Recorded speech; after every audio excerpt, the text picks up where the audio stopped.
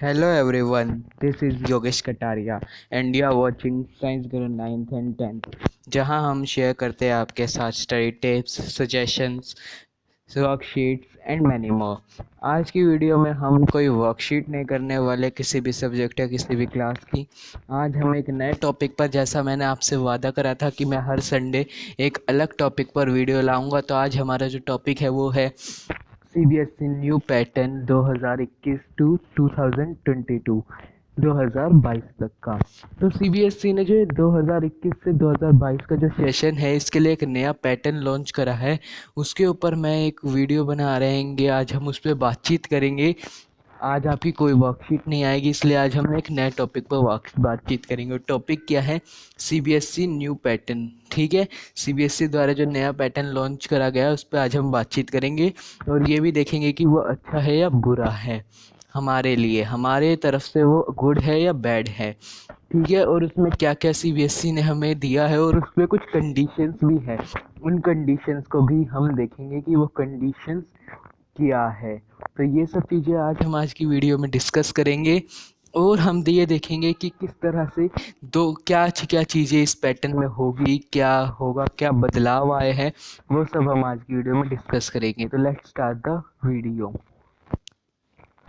तो सबसे पहले जो क्लास 10th के बोर्ड एग्ज़ाम होते थे पहले, वो होते थे एक ही। भले एक नहीं होते थे, उससे पहले प्री बोर्ड, प्रैक्टिकल वगैरह बहुत सारी चीज़ें होती थी, पर मेन जो एग्ज़ाम होते थे वो हम एक ही मान सकते हैं, 1 होते थे ओनली। ठीक है, 1।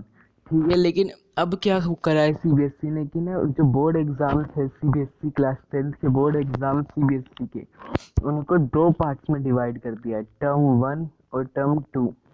टर्म 1 में क्या होगा और टर्म 2 में क्या होगा वो आज हम यहाँ पर देखते हैं। चलिए टर्म 1 की बात करते हैं हम सबसे पहले, बाद में टर्म 2 की। टर्म 1 में है MCQ based exam. MCQ based exam है टर्म 1। जो टर्म 1 हमारा होने वाला है, इसमें हमसे एमसीक्यू क्वेश्चन पूछे जाएंगे। एमसीक्यू क्वेश्चन का मतलब आप समझे, यानी कि आपके पास एक क्वेश्चन ऐसे लिखा हुआ होगा और उसके 4 ऑप्शन दे रखे होंगे।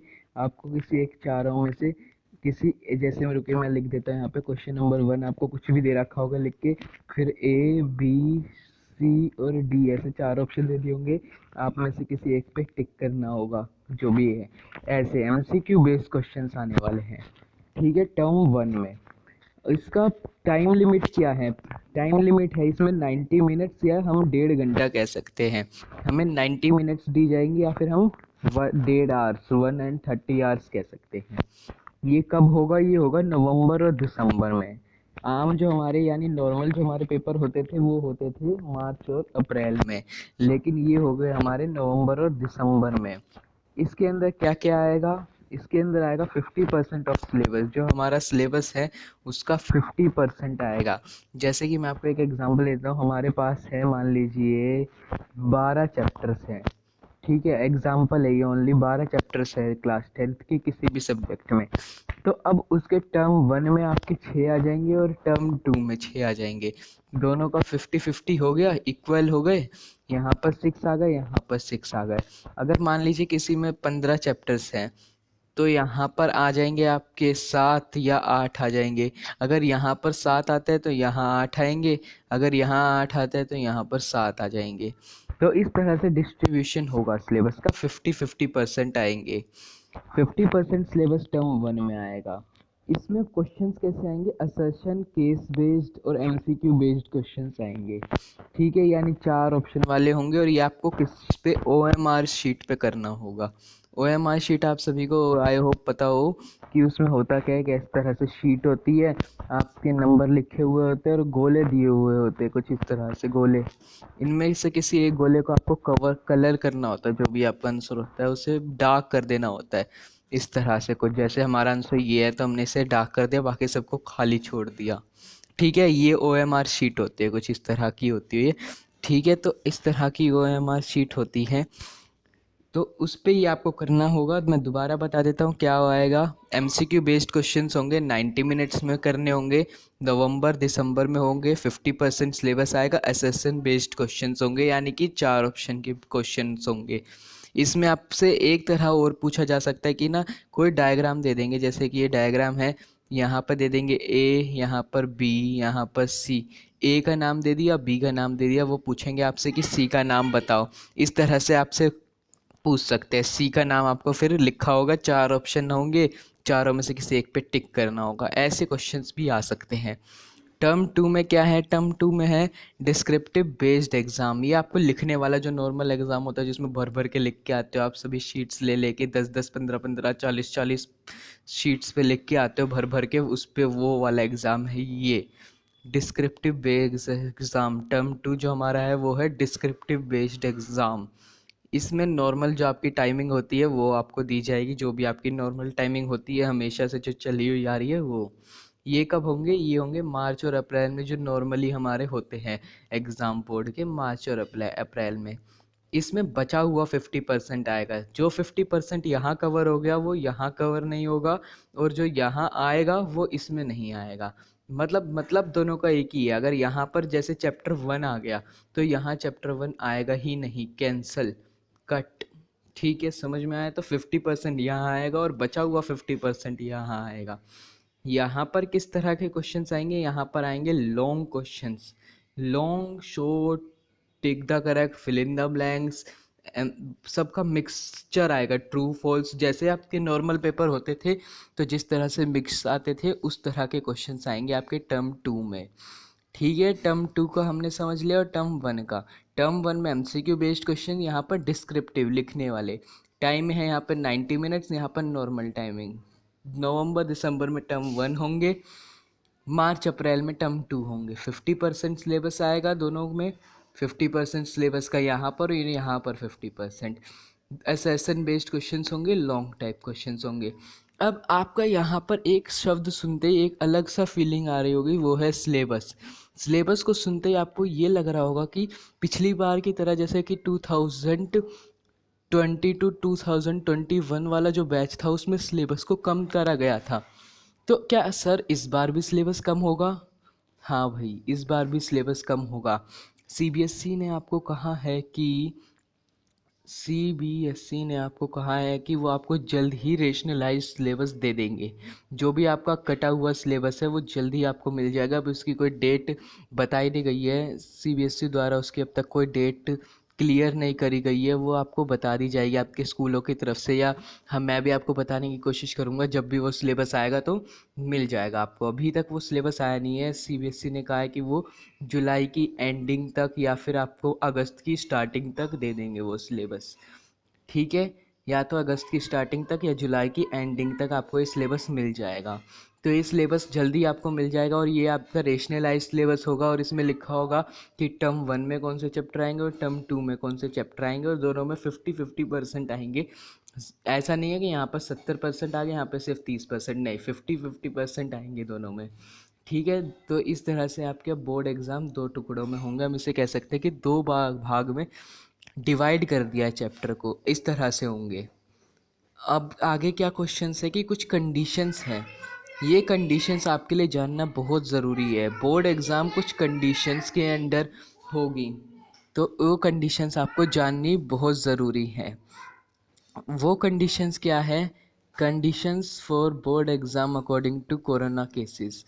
कोरोना वायरस के अंडर आप एग्ज़ाम दे जा रहे हैं। तो पिछली बार क्या हुआ था कि बोर्ड एग्ज़ाम को कोरोना के कारण कैंसिल करना पड़े था, कैंसिल कर दिया गया था बोर्ड एग्ज़ाम्स को कैंसिल।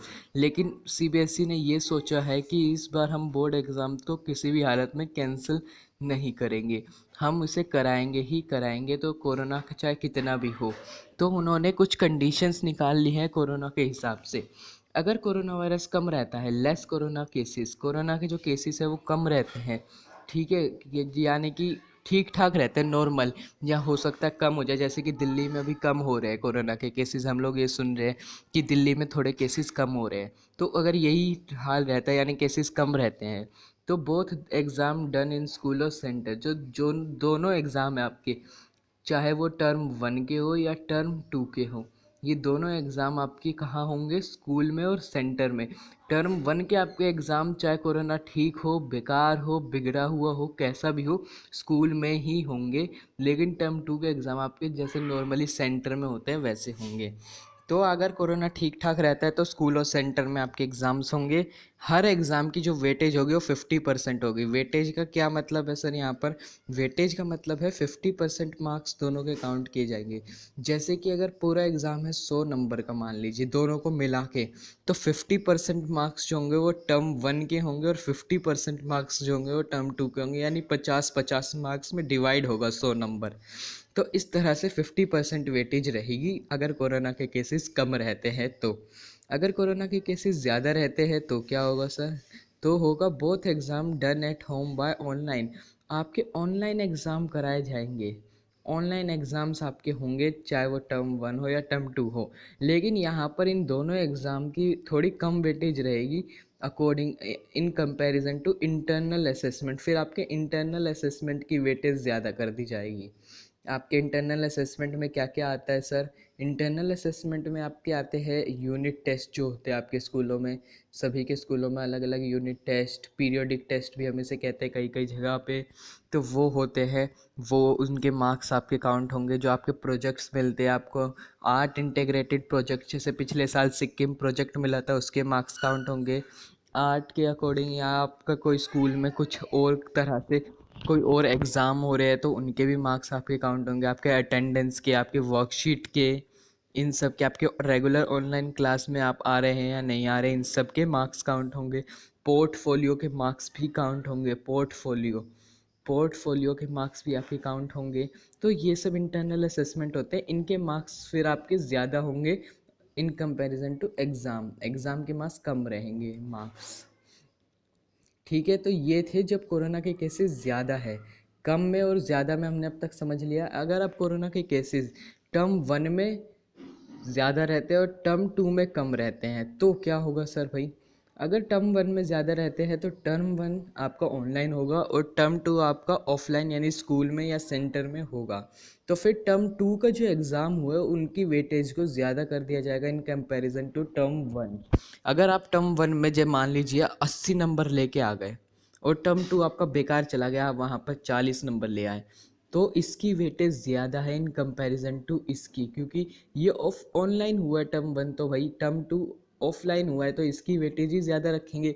तो आपका बोर्ड एग्ज़ाम यहाँ से बिगड़ जाएगा। इसलिए आपको सभी चीज़ों में एकदम फिट रहना है। इंटरनल असेसमेंट में अगर सोच लीजिए कोरोना के केसेस कम नहीं होते, इंटरनल असेसमेंट कर लिया आप, भाई पीटी टेस्ट, पीरियोडिक टेस्ट को ऐसे ही ले रहे मज़े में कि यार चलो ना कर लेंगे पीटी, यही तो है, कोई एग्ज़ाम थोड़ी ना है।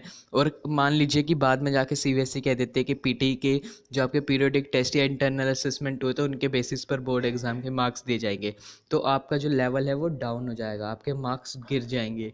तो इसलिए आपको हर चीज़ पर ध्यान देना है। तो अगर कोरोना के केसेस टर्म 1 में ज़्यादा रहते हैं और टर्म 2 में कम रहते हैं तो टर्म 2 के जो एग्ज़ाम के मार्क्स है वो उनकी ज़्यादा वेटेज रहेगी इन कंपैरिजन टू टर्म 1। लेकिन यहाँ पर अब एक और कंडीशन है सीबीएसई की कि अगर टर्म 2 में ज़्यादा केसेस रहते हैं और टर्म 1 में कम केसेस, यानी कि टर्म 1 में कम केसेस है और टर्म 2 में ज़्यादा केसेस है, तो क्या होगा? तो सीबीएसई ने ये कहा है कि टर्म 1 आपका ऑफलाइन होगा स्कूल में आके या सेंटर में, और टर्म 2 आपका जो होगा वो आपका ऑनलाइन कर दिया जाएगा। और यहाँ पर फिर टर्म 1 के जो एग्ज़ाम है उसकी ज़्यादा वेटेज रहेंगे इन कंपैरिजन टू टर्म 2। अगर आप फिर वही एग्ज़ाम्पल हम ले लेते हैं, अगर आप मान लीजिए टर्म 1 में लेके आ गए 50 नंबर मान लीजिए चलिए, और अगर आप टर्म 2 में पूरे ले आते हैं 70, तो भाई टर्म 2 की वेटेज कम है, आपके मार्क्स नहीं बढ़ेंगे, आपके 50 पे ही मार्क्स लाए जाएंगे ज़्यादा। तो आपको इसलिए आपको सभी में अच्छा करना है, टर्म 1 हो चाहे वो टर्म 2 हो, कोई सा भी टर्म हो या इंटरनल असेसमेंट हो आपके, आपको सभी में अच्छा करना है, तभी आपके मार्क्स बोर्ड में अच्छे आ सकते हैं। क्योंकि पता नहीं कि सीबीएसई कब क्या कर दे। कोरोना के केसेस किसी के हाथ में नहीं है, फिक्स नहीं है, इसलिए आपको सभी एग्ज़ाम में अच्छा करना है। तो ये कुछ 4 कंडीशंस थी जो सीबीएसई ने बताई थी, चारों मैंने आपको बता दी। अगला, अब यहाँ पर हमारा एक क्वेश्चन आ रहा है कि ये जो न्यू पैटर्न निकाला है सीबीएसई ने, ये हमारे लिए अच्छा है या बुरा है? आपको क्या लगता है? आप अपने कमेंट के हिसाब से, आप कमेंट के थ्रू मुझे बताइएगा कि आपको ये पैटर्न अच्छा लगा या बुरा लगा। लेकिन मेरे ओपिनियन के हिसाब से, बाय माय ओपिनियन, ये पैटर्न मुझे अच्छा लगता है, गुड। क्योंकि यहाँ पर बहुत सारे प्लस पॉइंट्स, अगर आप देखें तो आपका जो सिलेबस है वो कम करा जा रहा है, चलिए मान लेते हैं पिछले साल भी कम हुआ था भाई, उसमें कुछ नया नहीं है, लेकिन इस साल कम करा जा रहा है और आपका एक एग्ज़ाम में सिर्फ 50% ही सिलेबस आ रहा है। एक एग्ज़ाम में सिर्फ 50% सिलेबस आ रहा है, वरना आपको पूरा पूरा, अगर आप मान लीजिए कि चलिए सीबीएसई नॉर्मल तरीके से बोर्ड लेती है जैसे कि हर साल लेती थी, अगर उस तरह से लेती है तो आपका 100% सिलेबस एक ही एग्ज़ाम में आता है, जो कि आपको याद करना या समझना मुश्किल रहता है। एक साथ 100% सिलेबस एक साथ आ जाएगा तो आपको मुश्किल होगी। यहाँ पर दो एग्ज़ाम भले ही हो रहे हैं पर दोनों में 50-50 आ रहा है, तो इसलिए आपको आसानी है। अगर जो 50 यहाँ पर आ गया वो यहाँ पर नहीं आएगा, जो 50 इधर आ गया वो यहाँ नहीं आएगा, तो दोनों तरफ से आपको फ़ायदा है। तो मुझे लग रहा है कि ये आपके लिए अच्छा है, और हो सकता है कि आपके इंटरनल असेसमेंट में मार्क्स अच्छे आ जाते हैं, और क्या पता पेपर हो ही ना, ऑनलाइन पेपर हो और आपको अच्छे मार्क्स मिल सकें। इसलिए गुड है, अगर आप मेहनत करते हैं, थोड़ी सी मेहनत करनी है आपको, तो आपके काफ़ी अच्छे मार्क्स आ जाएंगे, इसलिए गुड है। आप अपने कमेंट के थ्रू अपना ओपिनियन ज़रूर बताइए कि आपको अच्छा लगता है या बुरा। ठीक है, तो आपको अपना एक ओपिनियन ज़रूर बताना, और मैं आपसे एक और सवाल पूछना चाहता हूँ कि आप मुझसे, यानी कि मैं योगेश कटारिया हूँ, मुझसे आप ये एक वीडियो और किस चाहते हैं, कि अगर किसी और टॉपिक पर चाहते हैं तो आप वो भी मुझे कमेंट के थ्रू बता सकते हैं। और मैं आपसे एक टॉपिक पूछ रहा हूँ कि आप वर्कशीट भी आ रही है आपकी, और आपको 10th क्लास के लिए टाइम टेबल भी बनाना है, तो आपको ये टाइम टेबल की वीडियो पे चाहिए वीडियो या नहीं चाहिए, मतलब वर्कशीट प्लस 10th क्लास, इस पर आपको वीडियो चाहिए या नहीं चाहिए, ये आप मुझे कमेंट के थ्रू ज़रूर बताइएगा, और अपना ओपिनियन भी ज़रूर दीजिएगा कि आपको अच्छा लगा ये न्यू पैटर्न सीबीएसई का या बुरा। और अगर आप कोई और टॉपिक पर वीडियो चाहते हैं तो वो मुझे ज़रूर बताइएगा। और हमारा जो चैनल है science Guru 9th and 10th, इसे सब्सक्राइब कर लीजिएगा और hit the bell icon for latest updates और एनी न्यू वीडियो। और अगर आपको ये वीडियो अच्छी लगी हो, मेरी जो इन्फॉर्मेशन थी अगर ये आपको अच्छी लगी हो, आपके हेल्पफुल रही हो, तो इस वीडियो को लाइक और शेयर कर दीजिएगा, और कमेंट के थ्रू मेरे पूछे गए क्वेश्चंस, यानी कि गुड बैड लगे आपको अपना ओपिनियन, कोई अगर आपकी कोई टॉपिक है उसकी वीडियो या किसी दूसरी वीडियो पे चाहते हैं तो ज़रूर बताइएगा। Bye bye.